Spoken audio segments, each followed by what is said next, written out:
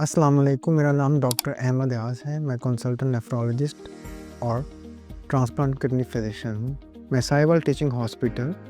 Sahiwal international hospital, Wamiq hospital से मुंसलिक हूँ। हेपेटाइटिस सी या काला यरकान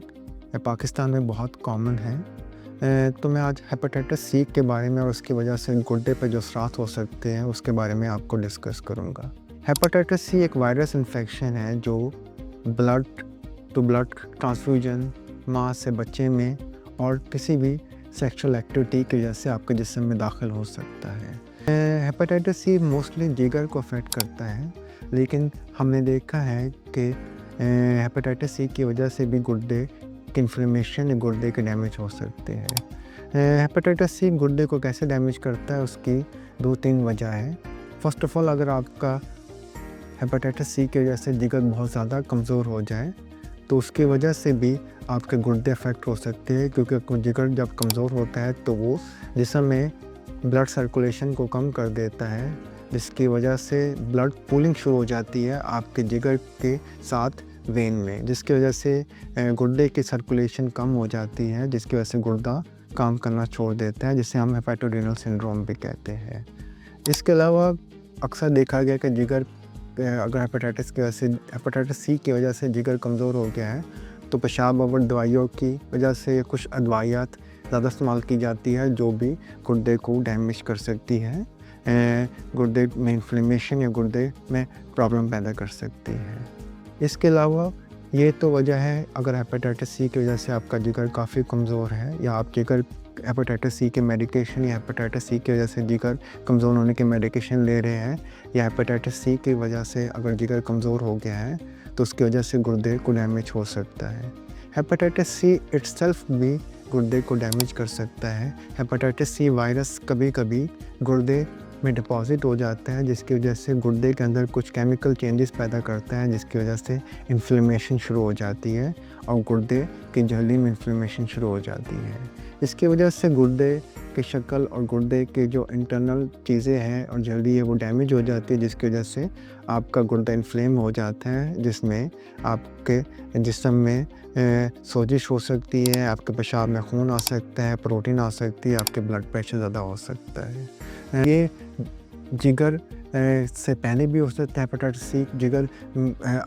ये मसला हेपेटाइटिस सी के उन पेशेंट में भी हो सकता है जिनके जिगर कमज़ोर है, और वो पेशेंट में भी हो सकता है जिनमें अभी हेपेटाइटिस सी ने जिगर को डैमेज नहीं किया, या हेपेटाइटिस सी अभी नया डायग्नोस्ड हुआ है या नया जिस्म में दाखिल हुआ है। इसको हम MPGN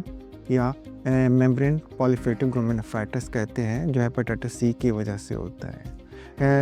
हेपेटाइटिस सी की वजह से अगर आपके गुर्दे कमज़ोर हो रहे हैं तो उसकी सबसे बड़ी अलामत ये है कि आपके पेशाब में खून आ सकता है,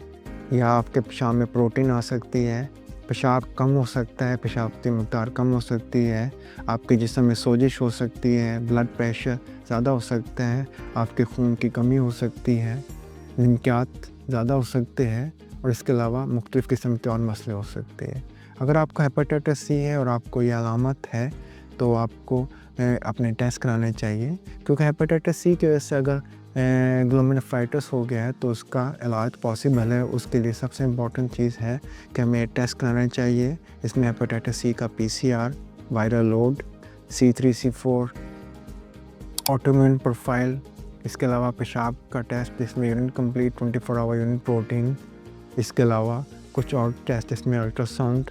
और कुछ और टेस्ट है। इसके अलावा हमें गुर्दे की बायोप्सी भी करनी चाहिए, जिसमें देखने के लिए कि हेपेटाइटिस सी ने गुर्दे को कितना डैमेज किया है। इसकी ट्रीटमेंट डिपेंड करती है कि आपका गुर्दा कितना डैमेज है और आपके हेपेटाइटिस सी का लोड कितना है। अगर हेपेटाइटिस सी की वजह से आपका माइनर डैमेज है, अगर आपका क्रेटिनिन नॉर्मल है मगर प्रोटीन और इमेच्योरिटी आ रही है, तो उसमें हम हेपेटाइटिस सी का ही इलाज करते हैं ताकि हेपेटाइटिस सी वायरस ख़त्म हो जाए या सो जाए, तो आपका गुर्दा भी बेहतर हो जाता है, जैसे आपका जिगर बेहतर हो जाता है। लेकिन अगर आपके क्रेटिनिन नॉर्मल है लेकिन प्रोटीन बहुत ज़्यादा आ रही है, हेमेटूरिया बहुत ज़्यादा है, ब्लड प्रेशर ज़्यादा है, या क्रेटिनिन थोड़ा सा ज़्यादा है, तो उसमें हमें हेपेटाइटिस सी